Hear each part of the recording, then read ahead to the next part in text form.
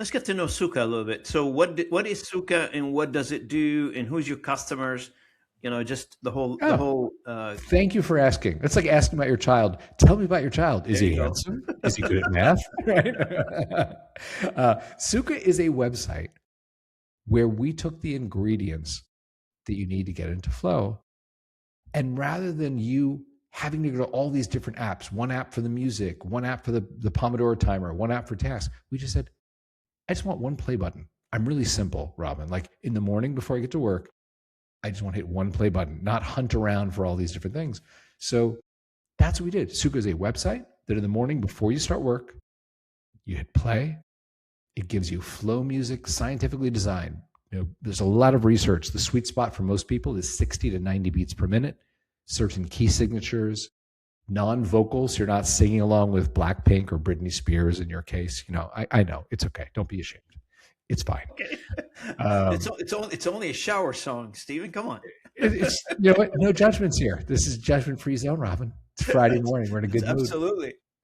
Uh, so that's what Suka is. Suka is a place where people come to do their best work faster than they think possible. And it's largely knowledge workers, people who sit on their laptops for 3 or 6 or 9 hours.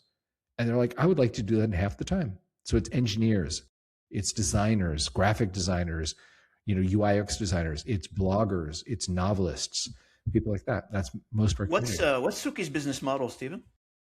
Oh, it's simple. How do you make your money? It's a B2C SaaS platform. You can Okay. sign up, monthly, or you Subscribe can to buy it. lifetime. Yeah. And for the audience, one reminder: Sukha is happiness in Sanskrit, according to Stephen. I learned this today. I learned it before, but I've forgotten.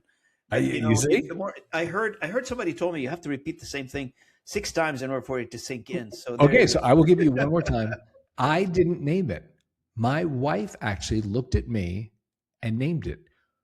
Really? God, Laura and I met in yoga in New York, right? So we have a daily yoga practice. When we got married 3-ish years ago, we were going to Bali for a honeymoon, which is a great place to go do a bunch of yoga on the beach and hang out like, newlyweds, right? So we're flying there. And I said to her, this flow state website that I built, we need like a real title. We have a working title. We need to give it a real name. And every name I come up with is awful and descriptive. I said, what about like Amazon? Amazon wasn't named like online bookstore, like Nike's not called like shoe company. So she said, you know what? Maybe the next 2 weeks, your unconscious mind bubbles something up because no one's going to bug you. They know you're on your honeymoon, right? So we get there, get to the hotel, and I said to her, hey, you know what? I think you're right. That's a really cool way of thinking about this. Something that might seed my imagination is, do you mind if today, the first day of our 14 days, whatever, I speak to a couple of members and just go, what's your favorite thing about this? And that'll grow into something. She's like, I'm going to the pool, but I'll see you later, right? So I drop in the group chat, who is like 10 minutes to talk. 3 people said yes. And I simply asked that, Robin, thank you so much for being a member of our early site. What do you love? Do you love the flow music? Do you love the timers, the smart assistant that keeps you off your phone while you're working? What do you love? Third guy I was talking to, I was going to the wrap up. Like, it's been 8 minutes. I really want to respect your time. Thank you. I'm going to let you go today. And the guy stopped me and he said, Stephen, you asked the wrong questions. And I was a little taken aback. I was like, okay, guy that I don't know that well. Like, Yes. What is the right what was the question? right question? Yeah. He said, you should have asked me why I pay you. And I was like, we don't charge that much. It's like 50 cents a day or something. And I was like, okay, great. Why do you pay me? And he said, the past year, I noticed I have 2 kinds of days. At 3 o'clock, I'm playing with my kids. They're currently 2 and 4.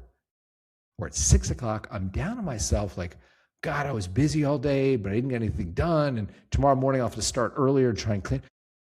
The difference was, did I hit play in your website that morning before I started work?